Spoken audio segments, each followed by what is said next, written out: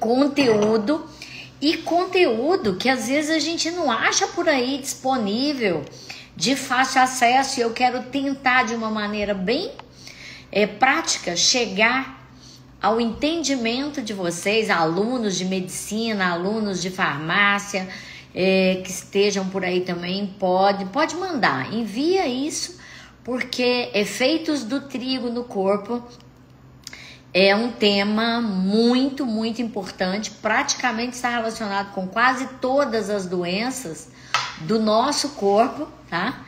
E muitas pessoas tratam sintomaticamente aquele local.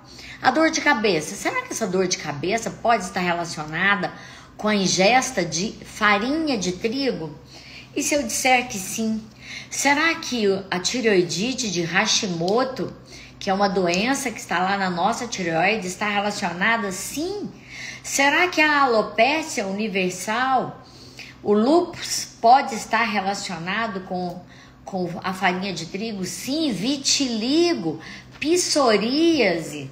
Então, você que tem doença de infecção urinária de repetição, pode estar relacionado com o trigo e com outras substâncias.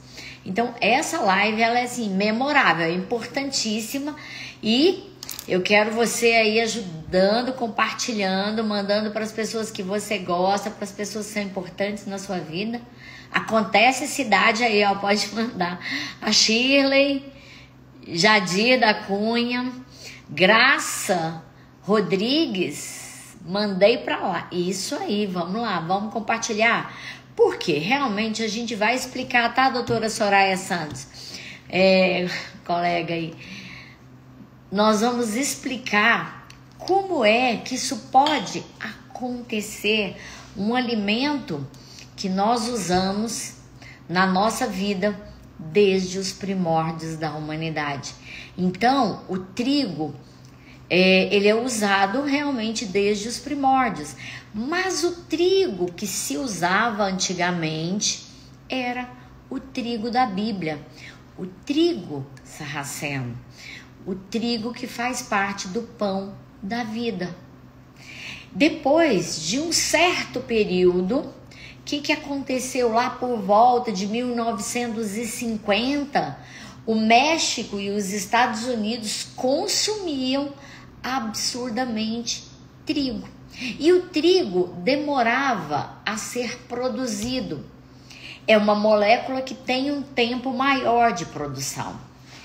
E o crescimento da humanidade começou a acontecer em progressão geométrica, ou seja, 2, 4, 8, 16, 32, e a produção de alimentos em progressão aritmética, ou seja, a produção de alimentos era menor do que o crescimento da população.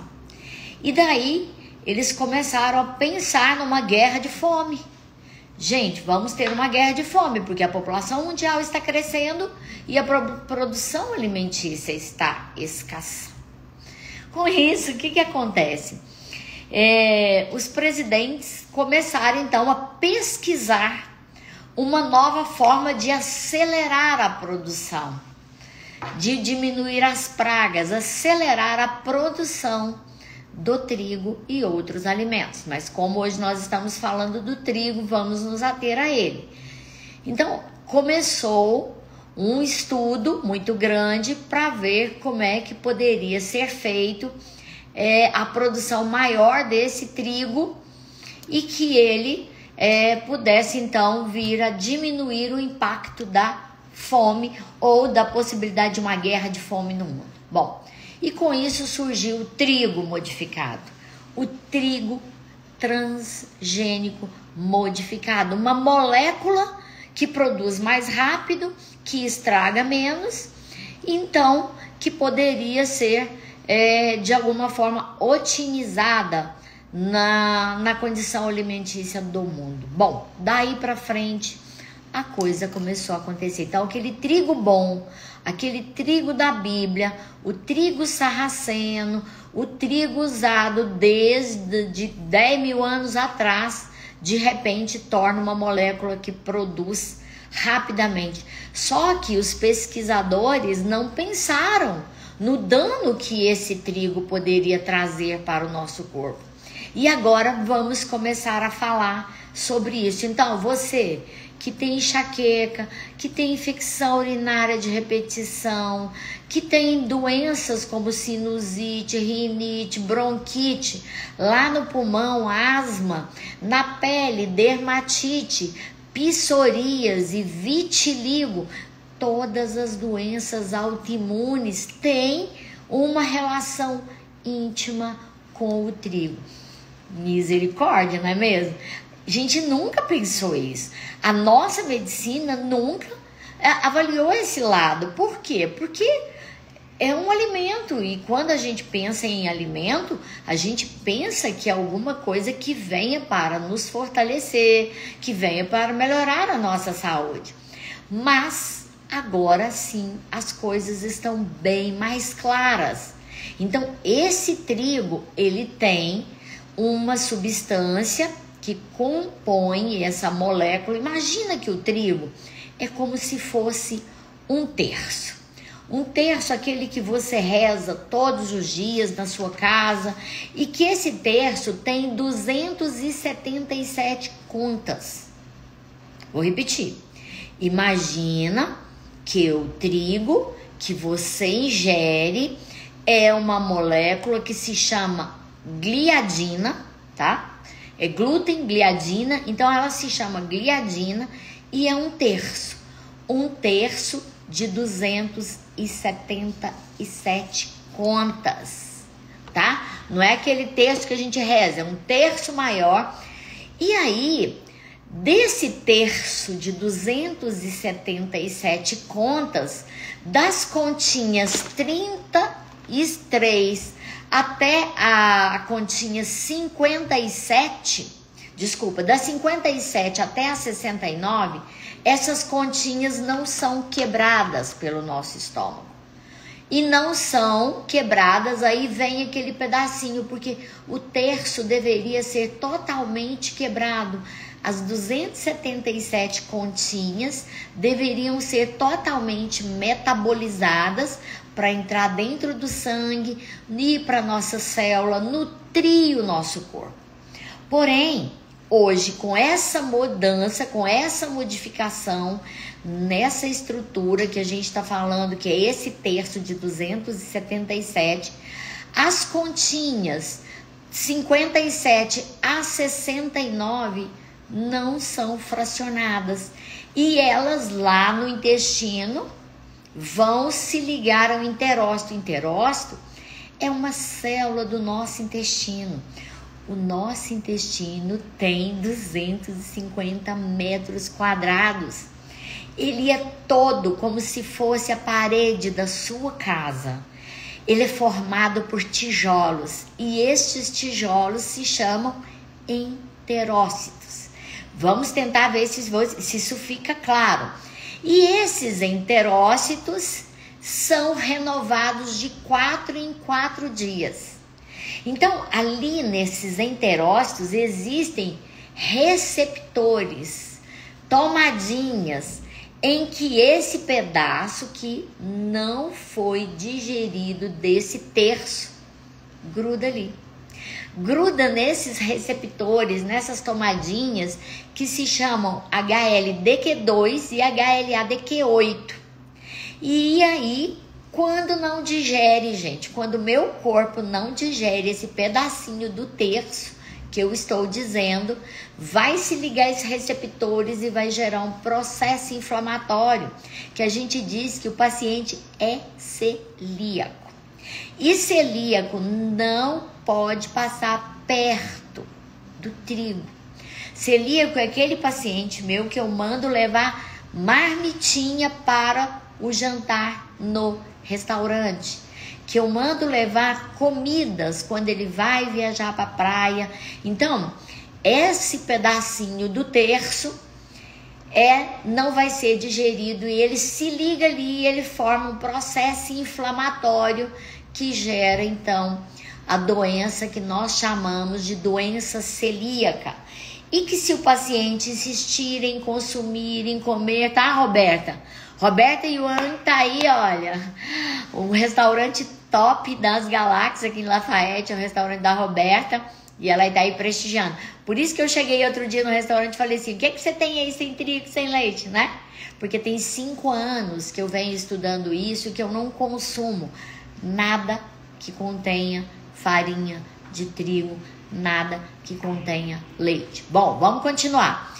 Então, o trigo é formado por uma molécula, ele tem o glúten e é formado por uma substância que chama gliadina, que é o nosso terço, de 277 continhas e que precisa sofrer digestão no nosso corpo para acessar e entrar na célula sanguínea, cair na corrente sanguínea.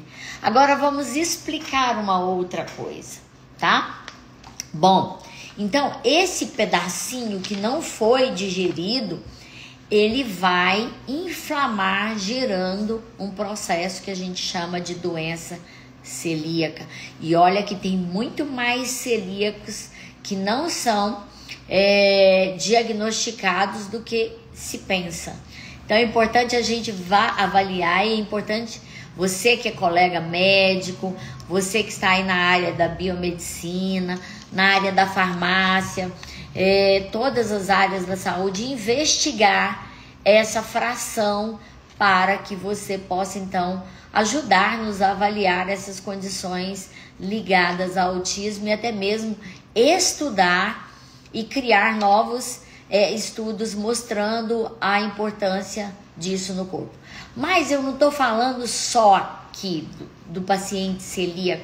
Eu quero falar para você que tem enxaqueca, para você que está depressivo, para você que tem toque, para você que tem toque é o transtorno obsessivo compulsivo. Eu quero falar para você que tem diabetes e que faz de tudo, e que não come açúcar e não consegue abaixar, não consegue diminuir o seu nível de insulina, que está piorando cada vez mais. Eu quero falar para você que tem psoríase, que tem vitiligo, que tem lúpus, que tem esclerose múltipla, para você que conhece alguém que está sofrendo com retocolite, com doença de Crohn, com artrite reumatoide, é para você essa live. Então, você que tem alguém conhecido, manda para essa pessoa, porque estou explicando basicamente nossa live de hoje é falar para você de uma forma mimetizar como você vai entender os efeitos do trigo no nosso corpo. Bom, então essa molécula que contém 277 aminoácidos, que deveria ser totalmente digerível pelo nosso intestino e atravessar o tijolinho, porque o nosso intestino é a parede da sua casa e os tijolos são os enterócitos. E aí, imagina só uma coisa. Esse trigo, tá? Essa substância de 277 aminoácidos, ela vai furando ali, ó, desde pequenininho, quando você nasceu. Quando você começou a comer os primeiros biscoitos. Biscoito Maria, biscoito maisena, biscoito creme cracker, pão, tá? Tudo que contém glúten. Tudo que contém essa molécula que a gente está chamando de gliadina. E água mole em pedra dura, olha lá na paredinha, olha. Olha na parede, está furando esse tijolo. Água mole em pedra dura, tanto bate até que fura. E aí, a hora que fura, a sua parede da sua casa, então ela é formada por tijolos, a parede do intestino é formada por enterócitos, a hora que fura vai cair substâncias do outro lado da outra parede. Vamos imaginar que você está na sala. Parede da sala, tijolos, parede do intestino, enterócito. Se vai furar, vai cair no outro cômodo, tá? Vai cair, por exemplo, no quarto, no banheiro, e furou. E agora, quando cai no nosso corpo, furou a parede do intestino, furou o enterócito de uma forma bem grosseira, gente. Isso aí é um processo inflamatório gigante, com citocinas inflamatórias. E aí vai cair dentro do sangue. Então, se eu furo a parede da minha casa, batendo ali um martelo no prego, eu estou furando a parede da minha sala, e aí eu vou conversar agora com o banheiro ou com o quarto. Então, aqui a conversa é intestino, sangue. Furei o interócito, intestino, sangue. Ótimo. Ótimo, nada, péssimo. Daí, a partir de agora, começa todos os problemas da minha vida. Eu começo, então, a ter dentro da minha corrente sanguínea substâncias que estão lá onde? No tubo digestivo. Porque tudo que eu como vai passar pelo esôfago, vai no estômago, vai sofrer digestão, vai cair no intestino. O intestino tem 250 metros quadrados e vai fazer o quê? Vai conversar agora com o sangue. Agora a conversa é no sangue. Tudo está caindo do sangue. E o que é que está caindo no sangue? Tudo. Parasitas, bactérias gram-positivas, que a gente chama a maioria delas de boas, bactérias gram-negativas. E as bactérias gram-negativas, sabe onde elas vão entrar? Elas vão romper a barreira hematoencefálica. Rompeu a barreira hematoencefálica, o que vai acontecer? Nós vamos ter agora acesso dessas condições, dessas substâncias agora vão entrar no nosso cérebro. E no nosso cérebro vai fazer o que, gente? Vai começar a gerar enxaqueca, dores de cabeça. Pode alterar, então, como eu disse ontem na palestra que eu fiz lá em Ouro Branco, agora vai alterar os núcleos encefálicos, gerando o quê? Podendo gerar quadros de autismo, de esquizofrenia, de toque. Então, nesse momento em que essas substâncias estão atravessando essa barreira hematoencefálica, eu estou colocando o meu cérebro para fazer o quê? Para ter um processo inflamatório. E essa inflamação, ela é silenciosa, gente. Eu não deito com esquizofrenia e acordo com esquizofrenia. Eu não deito com doença como esclerose múltipla e acordo com esclerose múltipla. É um processo silencioso que vai aos poucos acontecendo no meu corpo. Então, repetindo, essas moléculas que estão agora entrando no meu corpo, essas citocinas inflamatórias na corrente sanguínea, vamos lembrar, nós temos 150 quilômetros de vasos sanguíneos no nosso corpo. Eita, dá a volta no mundo 2 vezes. Eita em cima de eita.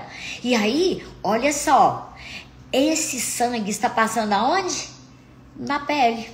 Sim, cortei aqui, sangrou. Está passando por todo o meu corpo. Todo o maior órgão do corpo humano é a pele. Então, ali na pele, essas citocinas inflamatórias que entraram lá dentro do meu enterócito, está caindo no meu sangue. E na pele pode determinar o quê? Uma psoríase. Que é isso? Quer dizer que aquele meu parente, aquele meu amigo tem psoríase. Pode ter a ver com o glúten, com o trigo? Com certeza que sim. Por isso que eu trato a abordagem junto com o profissional da reumato, que trata do dermato, eu também excluo o trigo.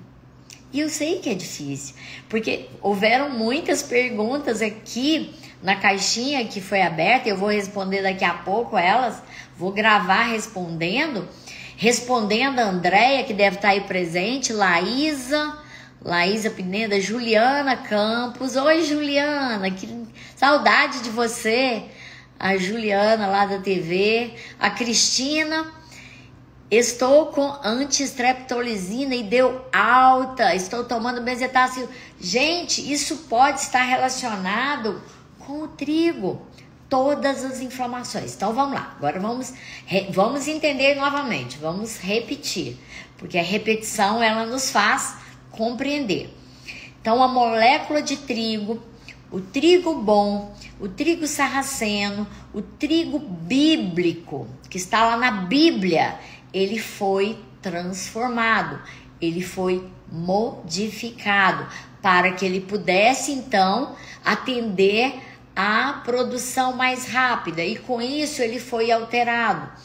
Essa molécula que a gente ingere, que é uma proteína que está ali dentro daquele trigo, tanto faz se é farinha branca, se é farinha de trigo refinada, se é farinha de trigo integral. Teve uma pergunta que tá aqui, eu não sei de quem, deixa eu ver aqui quem que perguntou. Foi Ana Paula Gonzaga, advogada. A doutora Ana Paula queria saber se a diferença do trigo integral para o trigo fino. Gente, não importa. A molécula é a mesma.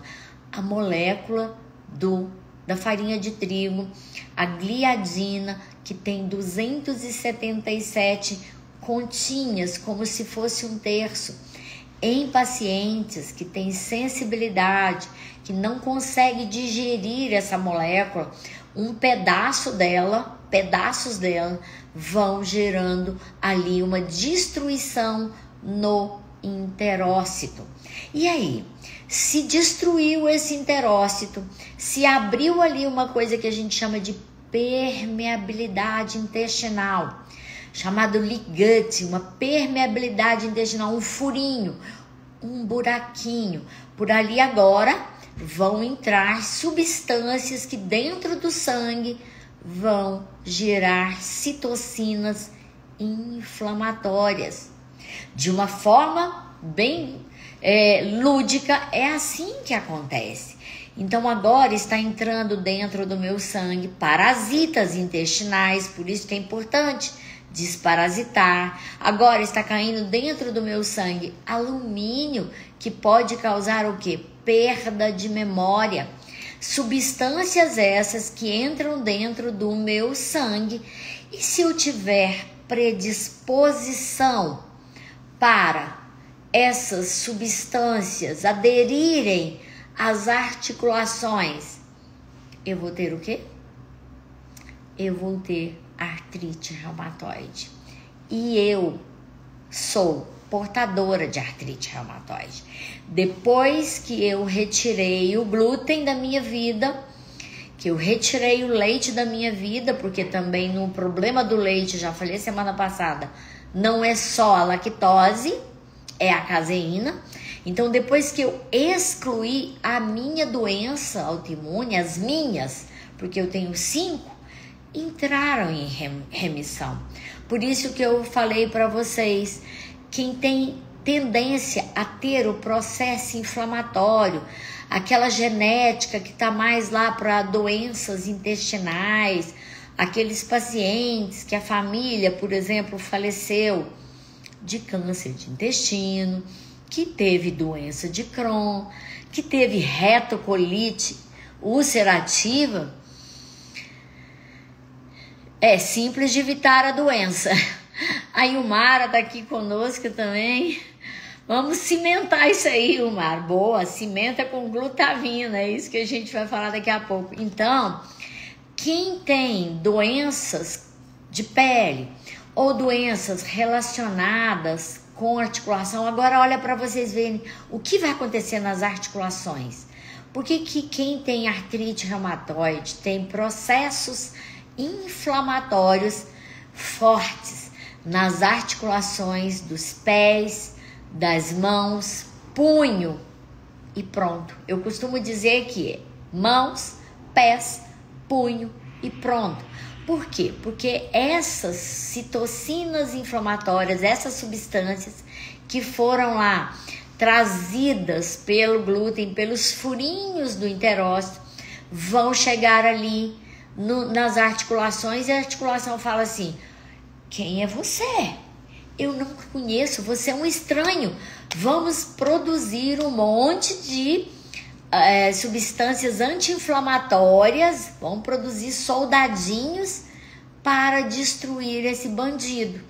E aí começa então o corpo a produzir por mimetismo. Se você buscar lá no Dr. Google, você vai ver, ele começa a produzir substâncias que vão destruir essas citocinas, mas destrói em torno a cartilagem. Por isso que a gente vai ficando o quê? Com as mãos tortinhas, com os pés tortinhos. E é isso que acontece também no Hashimoto. Exatamente a mesma coisa. Quem tem tendência a ter doenças relacionadas com a tireoide, essas substâncias que agora estão caindo dentro do nosso sangue, que percorre o corpo inteiro, vão chegar lá na tireoide. A tireoide olha para aquilo e fala assim: quem é você? Não te conheço. O que você está fazendo aqui? E começa então, chama lá e fala assim: vamos produzir soldadinhos para destruir esse bandido que está chegando aqui nas minhas células da tireoide. E aí começa a aumentar o anti-TPO, começa a aumentar no corpo a antitireoglobulina, e isso vai começar a destruir a nossa tireoide. Vai destruir a sua tireoide. Você começa a ter uma doença que foi descoberta por um cientista, e ela tem o nome de tireoidite de Hashimoto. E qual que é a causa de tireoidite de Hashimoto? Uma das causas é agora as citocinas inflamatórias que caem nesse intestino bom. E aí muita gente fala assim: consolação, retirei trigo, retirei leite, já tem 4 meses, né, Andréia?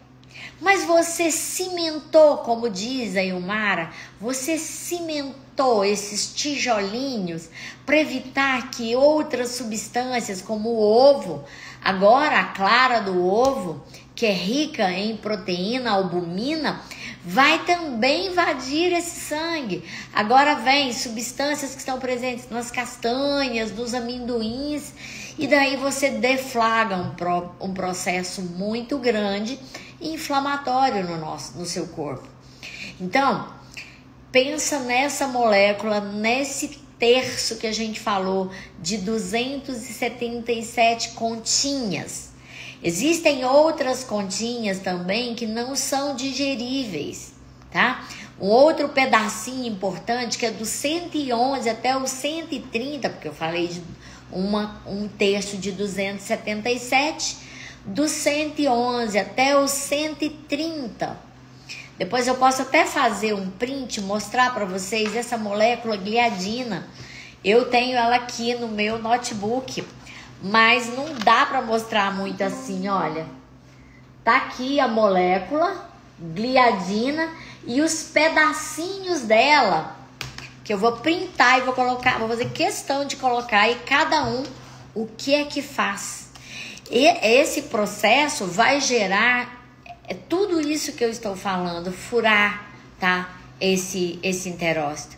E daí começa agora, então, processos recorrentes de quê?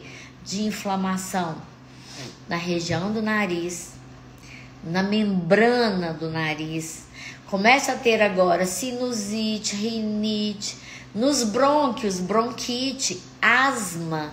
Aquele paciente que tem asma, possivelmente tudo que eu estou falando está relacionado com esse processo que agora foi desencadeado. E é como, gente, um efeito dominó. Josiel, Simone Avelar, Tânia Quintão, doutora Tânia Quintão, minha mestra querida de Barbacena. Então, todos esses processos inflamatórios agora têm terminologias que a gente não vai entrar em detalhe aqui, mas pode então atacar as membranas das vias aéreas superiores, levando a rinite, sinusite, bronquite, também no intestino, lá no estômago, gastrite, e pode também as vias urinárias, aquela paciente que tem infecção urinária de recorrência, porque agora essas bactérias gram-positivas que a gente geralmente fala que são as melhores, e as grãs negativas liberam uma substância tóxica que se chama lipopolisacárido, LPS, que vai gerar ali no sistema urinário inflamação. É claro que tem outras condições, principalmente a mulher que tem, né, a proximidade ali do ânus, uma limpeza inadequada, tem outras causas, gente. Eu estou dizendo aquela paciente, por exemplo, uma das causas recorrentes de infecção urinária é a menopausa, em que a região da vagina vai ficando ressecada, vai ficando fissurada, favorece a entrada de bactérias gram-negativas ou outras bactérias. Então, eu estou dizendo que aquela paciente que tem infecção, Adelina, que tem que cimentar, isso, vou falar daqui a pouquinho, tá, Adelina, como é que nós vamos cimentar esse intestino. Então, legal, tô ligadinha aqui, tá? Márcio, Pedro, a Camila Souza, gente, vamos compartilhar essa live, porque ela realmente é bem... Ajuda aqui que a minha bateria está... não sei se não tá carregando, tá, a bateria tá fraca. Apareceu aqui pra mim, apareceu aí pra vocês também? Vou pedir aqui pra dar uma olhadinha na conexão, pode ser que a conexão esteja com o plug ali, esteja acontecendo alguma coisa. Mas se aparecer de novo, me avise aí. Vamos lá. Então, eu já falei que o intestino... Dá uma olhadinha pra mim, por favor, se tá conectado. Eu tô falando pra vocês que essa permeabilidade intestinal, ela vai levar, tá? Essas citocinas inflamatórias que agora estão entrando na corrente sanguínea. Quais são os lugares que elas podem afetar? Vias aéreas superiores, que tem um tecido linfóide, tá? Que pode gerar, então, os processos infecciosos. Também nas vias urinárias, no pulmão, tá? Onde tem tecidos linfóides, pode gerar, então, esses processos infecciosos de repetição. É aquela pessoa que sai de um antibiótico essa semana, na semana que vem ela está de novo com sinusite, na outra semana com rinite, na outra semana ela desenvolve uma dermatite, tá? Mariana e obstetra. Olha só, a Graça falando que as filhas, Mariana, Natália, cardiologistas e gineco e obstetra, coisa boa aí, as colegas também. Manda para as colegas aí pra gente já ter esse direcionamento, para que a gente possa ajudar essas pessoas. Bom, por quê? Porque a indústria farmacêutica, gente, ela não quer curar nada. Combinado? Ela quer o quê? Silenciar a doença. O hipertenso não vai ser curado pela indústria farmacêutica. O medicamento é extremamente importante, mas ele vai remediar. Diabetes, mesma coisa. Vai remediar. E o trigo favorece um processo que nós chamamos de resistência à insulina, que explico isso facilmente numa live para vocês. Aquele paciente que faz uso correto, que não come açúcar e de repente está ali controlando e está sempre com os níveis altos. Enquanto ele não retirar leite e trigo, essa glicemia dele não vai ser ajustada. Eu falo isso, gente, por medicina baseada em evidência. É vivência de consultório, tá? Bom, mas já tem muito estudo sendo jogado aí no mercado. Remédio é útil, sim. É importante, sim. É vital, mas consciência do que se ingere também. Bom, e aí? Vamos lá, então, responder como é que nós podemos cimentar esse nosso intestino. Olha só que ele é muito grande, são 250 metros quadrados. Como que eu posso cimentar esse intestino? Primeira coisa que a gente tem que fazer é remover o que causa. Então, remova, por favor, para começo de conversa, trigo e leite por 30 dias. E observe, manda para mim aqui no meu Instagram. Vá lá também no YouTube, comente comigo. Remova parasitas intestinais. Não custa fazer uma desparasitação. Remova alimentos que causam. Remova parasitas. Evite cozinhar em panelas com alumínio.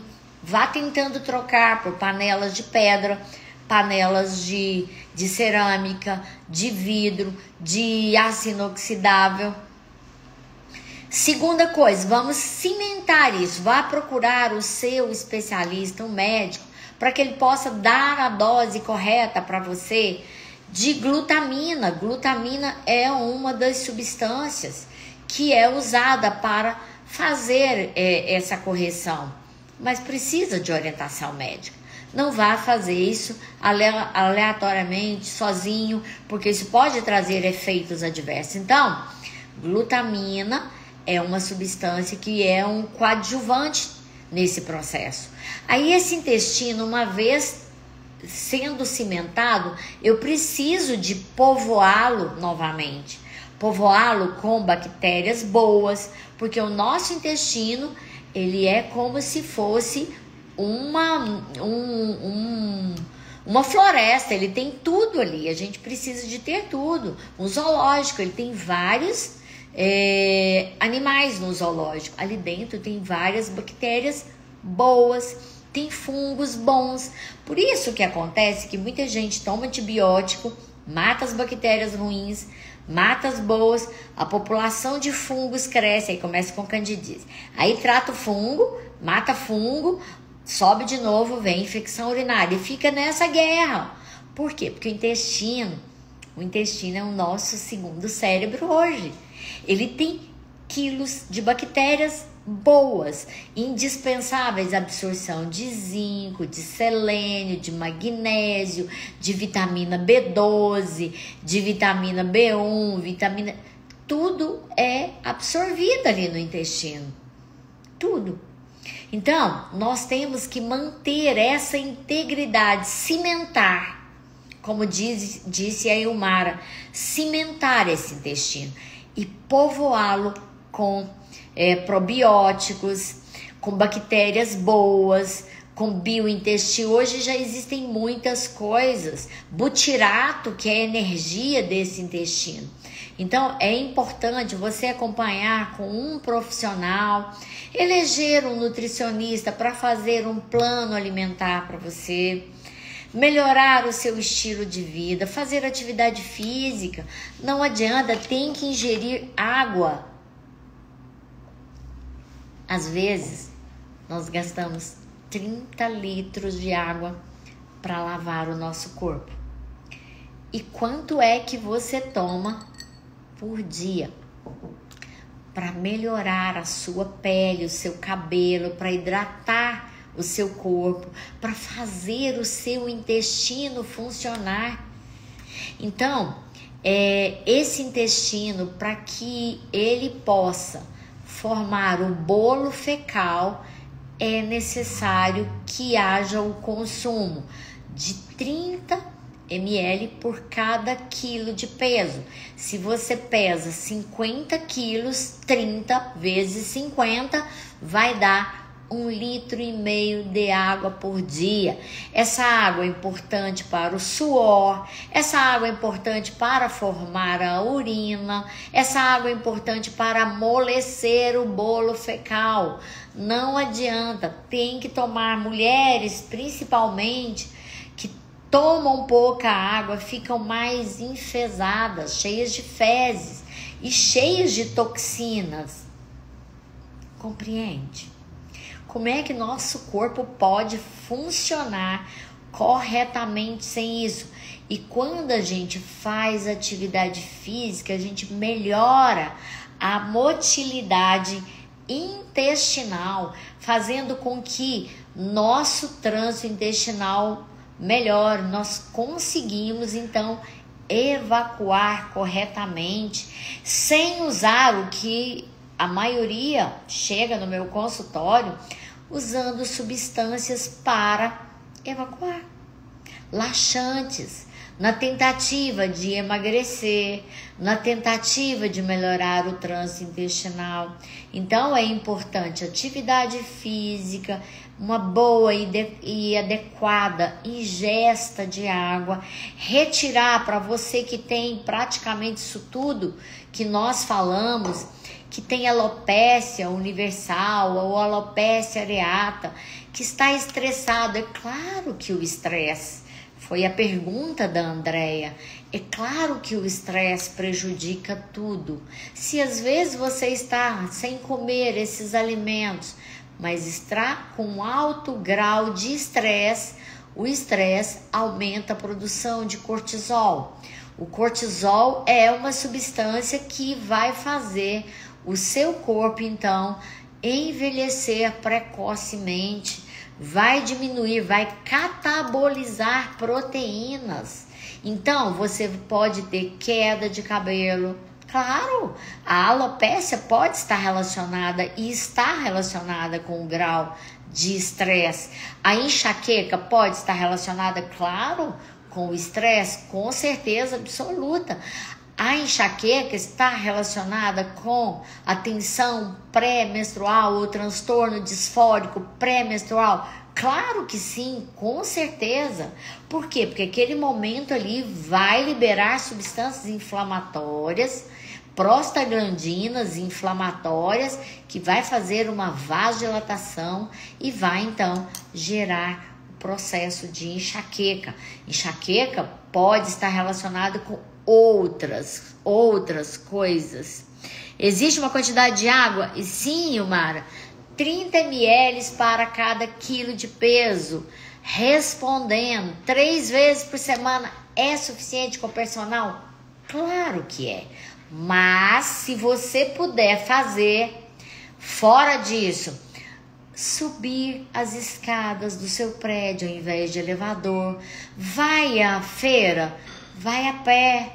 Então, procurar, tentar andar mais. Antigamente as pessoas andavam, trabalhavam mais. Hoje nós estamos reclusos aos nossos consultórios, aos nossos escritórios, à nossa casa. Não temos uma boa ingesta de vitaminas, de nutrientes. Ou, aí é que está uma grande notícia para vocês.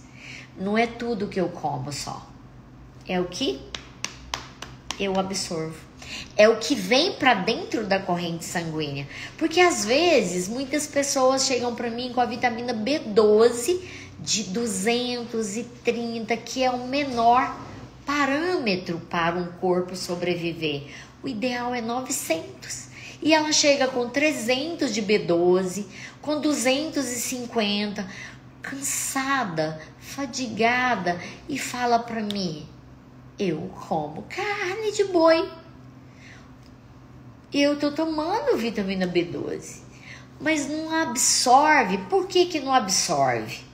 Olha só, o intestino inflamado é como se ele tivesse colado. O trigo e o leite é como se colasse o intestino.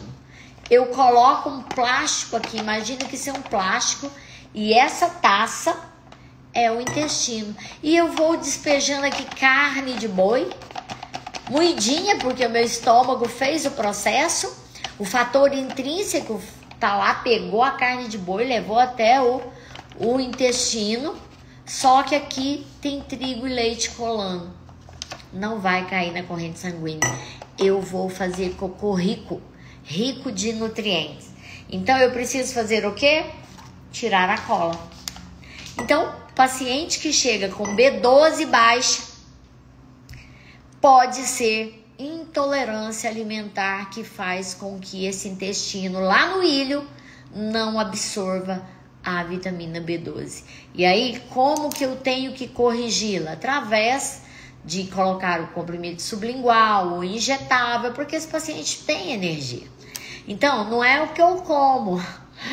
Às vezes o paciente de idade ele não tem enzimas digestivas mais suficiente para fazer o quê? Para fazer a digestão desses alimentos. E aí eu preciso dar para esse paciente enzimas digestivas. Vocês estão observando como que o universo da medicina, o universo do conhecimento, ele é amplo. É preciso fazer uma anamnese ampla para descobrir realmente o que acontece com essa pessoa que está adoecida ou está tendo doenças de repetição. Claro? Eu espero que sim. Eu espero muito que eu possa ter nesse domingo ajudado a esclarecer um pouquinho. E se não fui clara, que me mande, tá? Pode mandar lá que eu vou responder para você. Mas, repetindo, sinusite, bronquite, dermatite, psoríase, vitiligo, doença de Crohn, retocolite ulcerativa, doenças relacionadas aos aspectos mentais podem sim estar atreladas à intolerância a glúten, tá? Fique atento. Se você quiser, faça um período de experimentação. Ô, Cristina, quais exames pedir para ser celíaco? Ó, eu costumo pedir um teste de intolerância para 220 alimentos, que é um teste IgG1, IgG2, IgG3, IgG4. É o teste que eu costumo pedir para ver os alimentos. Inclusive, não peço só para pacientes, eu faço em mim. Mas se você quiser descobrir se você é ou não celíaca, tá? Existem exames que você comprova se você é celíaco e você pode fazer ele no laboratório de análises clínicas, que é HLA-DQ2. HLA-DQ2. Alguém pode escrever aí para mim? HLA-DQ2 e HLA-DQ8. Esse sim é um teste que você pode fazer para descobrir se é ou não celíaco. Teste de intolerância à lactose, você pode pedir no seu sangue, tá, Eduardo? Então, cozinha de afeto. Ai, falando aí pra gente a Carla Dias, gente, ela é isso, HLA-DQ2 e HLA-DQ8, Domingos aí participando e como bioquímico, é claro que ele é fera nesses exames. Ai, as mitocôndrias, né? Vamos viajar de novo, por favor. Doutor Renato Faraco, aí de Belo Horizonte, nosso querido amigo. E que bom que você tá aí na live. Exatamente, as mitocôndrias. Gente, eu quero agradecer a todos vocês. Lembrando que eu tenho 2 programas aqui na rádio, em Conselheiro Lafayette, mas podem ouvir em qualquer lugar do Brasil e do mundo. 92,3 e a rádio 99,5. Tem uma pergunta que eu vou responder daqui a pouco da Olga Creacione. Ela é de algum outro país aí. Não sei se é em castelhano, espanhol. E ela quer falar sobre harina blanca. Harina blanca é a farinha branca. Daqui a pouco eu vou responder para ela e vou gravar e deixar, porque eles vão me derrubar aqui na live. Bom, 2 programas aqui. Tem o programa de TV também, que eu faço parte de um quadro do programa Saber Viver, juntamente com a Melissa Costa, no SBT, Sistema Brasileiro de Televisão. Também atendo em Belo Horizonte e vamos retornar agora para São Paulo, atendo aqui em Lafayette, Belo Horizonte, São Paulo. Tem o Instagram que vocês podem deixar aí perguntas sobre, eu irei falar. E a gente vai programando. Mas essa live de hoje eu tenho certeza que você precisa de compartilhar ela com um monte de gente, porque eu vou tirar ela do ar, tá? Bom, muitos estudos estão saindo, tudo que eu falei para vocês, tem estudo mostrando essas alterações nos 227 aminoácidos que são, não são digeríveis pelo nosso intestino, levando então à formação de doenças crônicas, doenças degenerativas, doenças que de repente você está com ela todos os dias e não sabe a causa, a origem, pode estar ligada assim a farinha de trigo. Tanto faz a farinha de trigo fina quanto a farinha de trigo integral. E você consegue substituir sim por farinha de arroz, por milho, por farinha de mandioca, por farinha de grão de bico, farinha de amêndoas, que é um pouco mais cara, mas dá para substituir, dá para fazer bolos, dá para fazer bolo com baroa, com inhame, dá para fazer com mandioca. Então tem muitas maneiras da gente resolver essa condição. E dá para ficar uns 30 dias para você fazer então a exclusão e depois você retorna para você ver o que vai acontecer. Distensão abdominal, gases, mal-estar, desconforto, as doenças como enxaqueca, tem jeito. Isso aí, farinha de painço, exatamente, é incrível. A cozinha de afeto que tem larga experiência em comida sem trigo, sem leite, sem açúcar. Fica a dica aí, ó, tá aí na live com a gente. Bom, eu quero agradecer a todos vocês, desejar que vocês tenham um excelente finalzinho de domingo. Aproveitem agora para começar a buscar lá alguma coisa sem trigo, sem leite, sem açúcar para você cozinhar. Dizer que domingo que vem estaremos aqui porque o meu compromisso com vocês é levar um pouco de informação, um pouquinho de conhecimento para que vocês possam melhorar cada vez mais a vida de cada um, tá? Então fiquem com Deus, permaneçam com saúde, até sempre.